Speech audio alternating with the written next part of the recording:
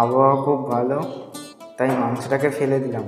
না না, মাসির কাছে। ছেলেরা একটু মাংস নিয়ে আসলো, মাংসটা ধুয়ে টুয়ে নিলাম, নিয়ে একটু ছোটো ছোটো টুকরো করে নিলাম, নিয়ে একটু নুন হলুদ মাখিয়ে নিলাম, তারপর একটু জিরের গুঁড়ো, ধনের গুঁড়ো, লঙ্কার গুঁড়ো, আদা রসুন পেঁয়াজ, একটু গন্ধরাজ লেবু দিয়ে মাখিয়ে নিলাম।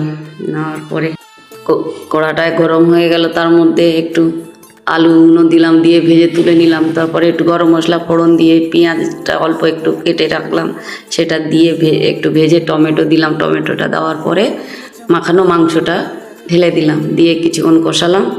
কষানোর পরে ঢাকা দিয়ে কষালাম, কষানোর পরে তারপরে জল ঢেলে দিলাম। দেওয়ার পরে আমার মাংস রেডি।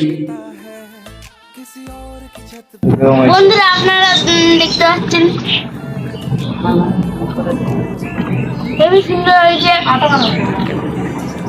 আপনারা না বানিয়ে খেলে বিশ্বাসই করতে পারবেন না।